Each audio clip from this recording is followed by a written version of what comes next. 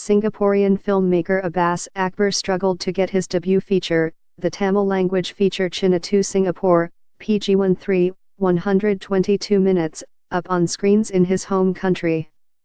Now, he is facing a bigger challenge, to have the romance drama accepted in Chennai, the city that is home to the film factories making hundreds of Tamil movies a year. Speaking on the telephone to the Straits Times just before the film's opening, Abbas, 34, says that the mood of distributors there is positive.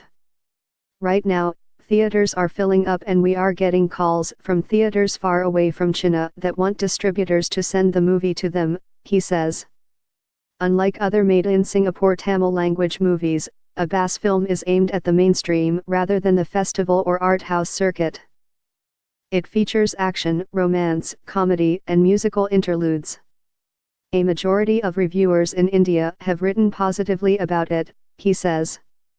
Abbas, who started in the industry as a camera assistant and never went to film school, is aware that breaking through in Chennai will be the mother of all battles, he says. I was walking around with a DVD that cost $1.4 million and I had $20 in my bank account. Director Abbas Akbar on not having the money to fund the release of his movie, Chennai to Singapore, starring Rajesh Balachandran and Gokul Anand. This is the capital of the Tamil film industry. The best of the best is here. They will not hesitate to tell you that your script is S, says Abbas, who has made shows for Channel 5 and Vasantham. The Tamil film industry, nicknamed Kollywood for the district in Chennai in which many studios are located, is brutal towards newcomers, especially those who come from overseas, he says. But he thinks that despite his film's lack of obvious bankability, such as stars and big special effects, the audience is hungry for fresh, original stories. Our edge is the content, he says.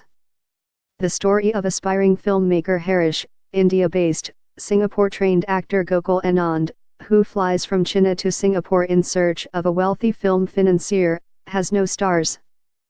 It was also made on a relatively small budget of $1.4 million, with assistance from content creation company MM2 Entertainment, the Info-COMM Media Development Authority's new talent feature grant worth $250,000 and private investors. Much of the funding also came from his production company Comic Book, which was founded on $250,000 raised by the sale of his flat. He has set up an office in Chennai to handle his film and also produce other works. But even with money in the bank, things were far from smooth. Production on the film collapsed 3 times, the third time, when 30% of the film had already been filmed, with a different lead actor, but on the 4th try, everything worked, he says. There was one more hurdle, finding someone to fund the release of the movie as he had run out of money. I was walking around with a DVD that cost $1.4 million and I had $20 in my bank account, he says. But MM2 Entertainment stepped in as an investor because it was curious about this Singaporean trying to set up an entertainment company in India. He is married to Jay Radhakrishnan, head of television production at Comic Book.